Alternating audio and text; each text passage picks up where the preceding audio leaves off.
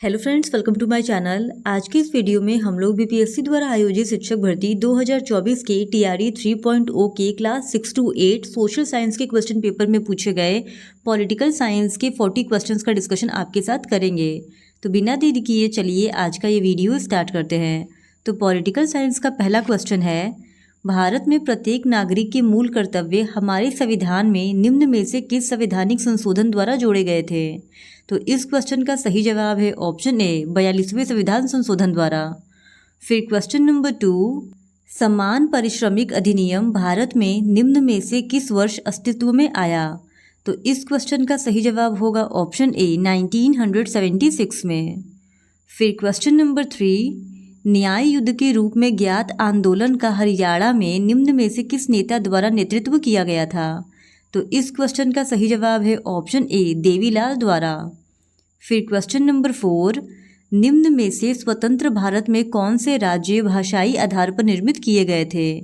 तो स्वतंत्र भारत में भाषाई आधार पर महाराष्ट्र एवं गुजरात, तमिलनाडु एवं कर्नाटक एवं आंध्र प्रदेश एवं हरियाणा, ये 6 राज्य निर्मित किए गए थे। इस वजह से इस क्वेश्चन का सही जवाब हो जाएगा ऑप्शन डी, उपयुक्त में से एक से अधिक। फिर क्वेश्चन नंबर 5, सूचना का अधिकार भारत में है। तो सूचना का अधिकार भारत में कानूनी अधिकार है, लेकिन एक केस की सुनवाई करते हुए सुप्रीम कोर्ट ने इसे मूल अधिकार की श्रेणी में भी रखा था। इस वजह से इस क्वेश्चन का सही जवाब होना चाहिए ऑप्शन डी, उपयुक्त में से एक से अधिक। लेकिन हम लोग इसके लिए बीपीएससी के आंसर की का इंतजार करेंगे। फिर क्वेश्चन नंबर 6, निम्न में से ब्रिटिश भारत में वनोन्मूलन का प्रमुख कारण कौन सा था? तो इस क्वेश्चन का सही जवाब है ऑप्शन ए, रेल मार्ग एवं इसके संजाल के प्रसार हेतु स्लीपरों की बढ़ती हुई आवश्यकता को पूरा करना। फिर क्वेश्चन नंबर 7, राष्ट्रीय मानवाधिकार आयोग भारत में निम्न में से किस वर्ष स्थापित किया गया था? तो इस क्वेश्चन का सही जवाब है ऑप्शन ए, 1993 में।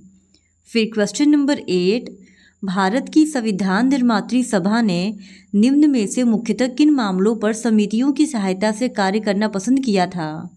तो इस क्वेश्चन का सही जवाब हो जाएगा ऑप्शन डी, उपयुक्त में से एक से अधिक, क्योंकि भारत की संविधान निर्मात्री सभा ने मुख्यतः मौलिक मामलों पर और प्रक्रियात्मक मामलों पर समितियों की सहायता से कार्य करना पसंद किया था। फिर क्वेश्चन नंबर 9, अपने देश में सामाजिक विभाजन की राजनीति का निम्न में से कौन सा प्रमुख कारक है? तो ऑप्शन ए, सरकार की विभिन्न समूहों की मांगों के प्रति प्रतिक्रिया। ऑप्शन बी, राजनेताओं का किसी समुदाय की मांगों को उठाने के प्रति दृष्टिकोण। और ऑप्शन सी, भारत में लोगों का अपनी पहचान हेतु दृष्टिकोण। ये तीनों ही ऑप्शन सही है। इस वजह से इस क्वेश्चन का सही जवाब हो जाएगा ऑप्शन डी, उपयुक्त में से एक से अधिक। फिर क्वेश्चन नंबर 10, निम्न में से भारत में रूसी क्रांति का किसको प्रभाव कहा जा सकता है?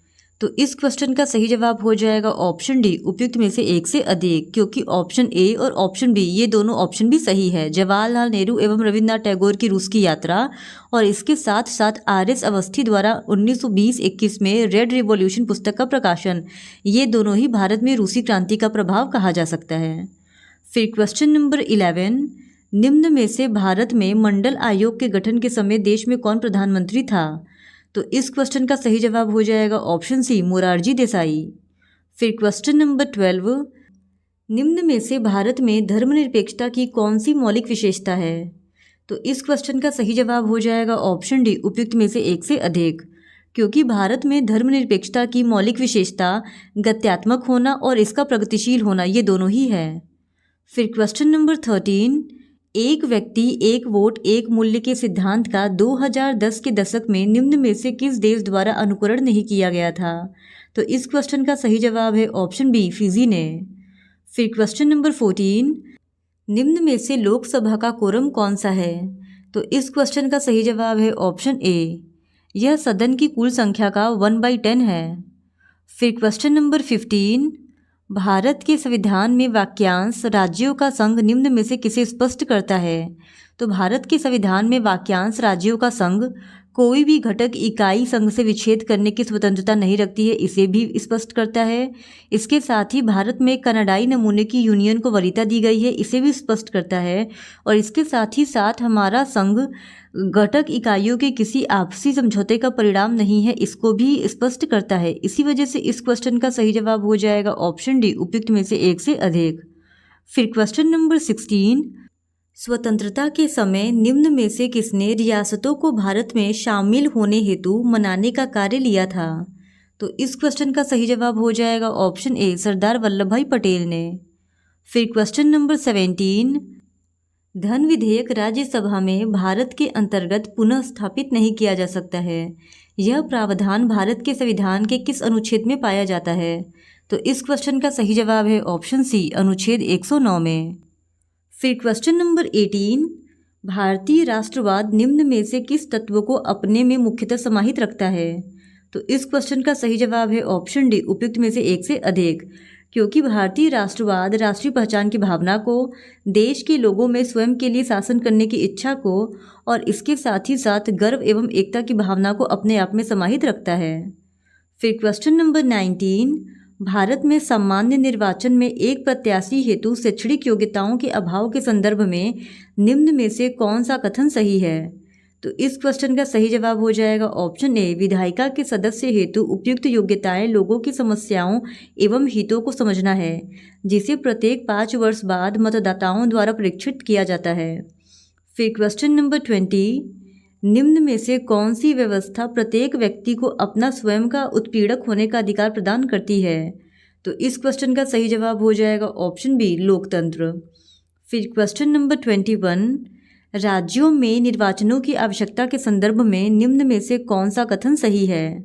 तो इस क्वेश्चन का सही जवाब हो जाएगा ऑप्शन डी, उपयुक्त में से एक से अधिक।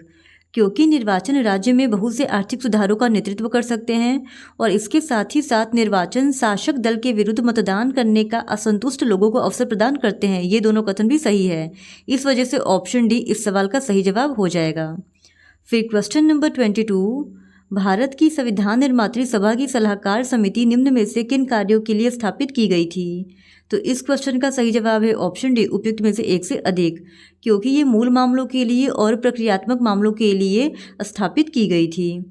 फिर क्वेश्चन नंबर 23, निम्न में से भारत में लोकतंत्र की सफलता हेतु कौन सा प्रमुख कारक है? तो इस क्वेश्चन का सही जवाब है ऑप्शन डी, उपयुक्त में से एक से अधिक। क्योंकि संविधान द्वारा प्रदत्त स्वर तथा अवसर की समानताएं तथा 73वें तथा 74वें संवैधानिक संशोधन द्वारा स्थानीय स्वशासन का सशक्तिकरण किया जाता है।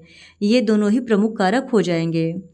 फिर क्वेश्चन नंबर 24, निम्न में से भारत में सर्वोच्च न्यायालय तथा उच्च न्यायालय के बारे में कौन सा कथन सही है? तो ऑप्शन ए, इन न्यायालयों को संविधान की व्याख्या करने की शक्ति प्राप्त है, ये भी सही है। और इसके साथ ही साथ ऑप्शन सी, उनके न्यायाधीशों को केवल संसद के दोनों सदनों में अलग अलग 2/3 बहुमत से पारित अविश्वास प्रस्ताव द्वारा ही हटाया जा सकता है, ये कथन भी सही है। इस वजह से ऑप्शन डी, उपयुक्त में से एक से अधिक, इस सवाल का सही जवाब हो जाएगा। फिर क्वेश्चन नंबर 25, निम्न में से भारत में लोकतंत्र की मुख्य चुनौती कौन सी है?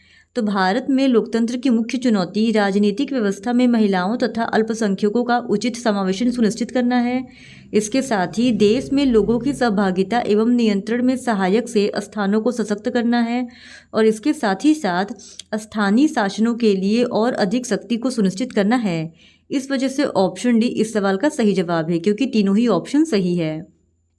फिर क्वेश्चन नंबर 26, भारत के संविधान की प्रस्तावना को निम्न में से किसके द्वारा राजनीतिक कुंडली बताया गया था?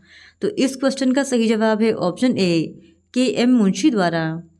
फिर क्वेश्चन नंबर 27, राज्यसभा में सीटों के आवंटन हेतु प्रावधान भारत के संविधान की किस अनुसूची में सन्निहित है? तो इस क्वेश्चन का सही जवाब है ऑप्शन ए, चतुर्थ अनुसूची में। फिर क्वेश्चन नंबर 28, राजा राम मोहन राय निम्न में से किस क्रांति की विरासतों से मुख्यतः बहुत प्रभावित थे और उन्होंने राष्ट्र राज्य के निर्माण हेतु कार्य करना शुरू कर दिया था? तो इस क्वेश्चन का सही जवाब हो जाएगा ऑप्शन बी, फ्रांसीसी क्रांति की विरासतों से। फिर क्वेश्चन नंबर 29, भारत के राजनीतिक दलों की सूची 1 को उनके स्थापना वर्ष की सूची 2 से सुमेलित कीजिए तथा सूचियों के नीचे दिए गए कूट से सही उत्तर चुनिए। तो एक तरफ सूची 1 में राजनीतिक दलों के नाम दिए गए हैं और सूची 2 में उनकी स्थापना के वर्ष दिए गए हैं और हम लोगों को इनको सही क्रम में सुमेलित करना था। तो सबसे पहले अखिल भारतीय तृणमूल कांग्रेस की स्थापना हुई थी 1998 में, फिर बहुजन समाज पार्टी की स्थापना हुई थी 1984 में, भारतीय जनता पार्टी की स्थापना हुई थी 1980 में और भारत का मार्क्सवादी साम्यवादी दल CPIM की स्थापना हुई थी 1964 में, यानी ऑप्शन सी इस सवाल का सही जवाब है 4123। फिर question number 30, doctor VR Ambedkar निम्न में से किस तिथि को प्रारूप समिति के अध्यक्ष नियुक्त किए गए थे? तो इस क्वेश्चन का सही जवाब हो जाएगा ऑप्शन ए, उपयुक्त में से कोई नहीं, क्योंकि डॉक्टर भीमराव अम्बेडकर 29 अगस्त 1947 को प्रारूप समिति के अध्यक्ष नियुक्त किए गए थे, जो कि किसी भी ऑप्शन में नहीं दिया गया है। फिर क्वेश्चन नंबर 31, निम्न में से 1928 में मोतीलाल नेहरू तथा अन्य द्वारा एवं 1931 में भारतीय राष्ट्रीय कांग्रेस के कराची अधिवेशन द्वारा प्रारूपित भारत के संविधान की कौन सी सामान्य विशेषता थी? तो इस क्वेश्चन का सही जवाब है ऑप्शन डी, उपयुक्त में से एक से अधिक, क्योंकि इन दोनों ही रिपोर्ट में स्वतंत्रता और समानता के अधिकार की मांग की गई थी और इसके साथ ही साथ अल्पसंख्यकों के अधिकार के संरक्षण की भी बात की गई थी। फिर क्वेश्चन नंबर 32, निम्न में से कौन सा कथन भारत में समानता के अधिकार के बारे में सही है? तो ऑप्शन ए और ऑप्शन बी, ये दोनों ही कथन भारत में समानता के अधिकार के बारे में सही है। इस वजह से इस सवाल का सही जवाब हो जाएगा ऑप्शन डी, उपयुक्त में से एक से अधिक। फिर क्वेश्चन नंबर 33, निम्न में से किसने परिभाषित किया था कि लोकतंत्र एक ऐसा शासन होता है जिसमें प्रत्येक का एक भाग होता है? तो इस क्वेश्चन का सही जवाब है ऑप्शन ए, सीले ने। फिर क्वेश्चन नंबर 34, निम्न में से किसने भारत के संविधान को वकीलों का स्वर्ग बतलाया है? तो इस क्वेश्चन का सही जवाब है ऑप्शन सी, आइवर जेनिंग्स ने। फिर क्वेश्चन नंबर 35, भारत में संविधान निर्मात्री सभा के लिए निर्वाचन हुए थे? तो इस क्वेश्चन का सही जवाब है ऑप्शन ए, जुलाई 1946 में। फिर क्वेश्चन नंबर 36, निम्न में से जनवरी 2019 तक लोकसभा में अनुसूचित जाति एवं जनजाति के लिए कितनी सीटें आरक्षित थी? तो इस क्वेश्चन का सही जवाब है ऑप्शन सी, 84 सीटें अनुसूचित जातियों तथा 47 अनुसूचित जनजातियों के लिए। फिर क्वेश्चन नंबर 37, निम्न में से किस काल के अंतर्गत मुख्यतः भारत में ब्रिटिश शासन के दौरान नवीन प्रकार की राजनीतिक चेतना की वृद्धि हुई थी? तो इस क्वेश्चन का सही जवाब हो जाएगा ऑप्शन बी, 20वीं शताब्दी के प्रथम अर्धकाल के दौरान। फिर क्वेश्चन नंबर 38, राष्ट्रपति के निर्वाचन से संबंधित विवाद भारतवर्ष के अंतर्गत निम्न में से किसके द्वारा निर्णित किए जाते हैं? तो इस क्वेश्चन का सही जवाब है ऑप्शन बी, सर्वोच्च न्यायालय के द्वारा। फिर क्वेश्चन नंबर 39, निम्न में से किसने टिप्पणी की थी कि लोकतंत्र चेतन और उपचेतन मन की एकता है? तो इस क्वेश्चन का सही जवाब है ऑप्शन ए, हरनसा ने। फिर क्वेश्चन नंबर 40, निम्न में से भारत की संविधान निर्मात्री सभा की प्रांतीय संविधान समिति का अध्यक्ष कौन था? तो इस क्वेश्चन का सही जवाब है ऑप्शन बी, सरदार वल्लभ भाई पटेल। तो इस तरह आज के इस वीडियो में हमने TRE 3.0 के क्लास 6 to 8 के सोशल साइंस के क्वेश्चन पेपर में पूछे गए पॉलिटिकल साइंस के 40 क्वेश्चंस का डिस्कशन कर लिया है। और अगर आप ज्योग्राफी और इकोनॉमिक्स के क्वेश्चंस का भी डिस्कशन देखना चाहते हैं तो please do subscribe to my channel and like this video. Thank you very much.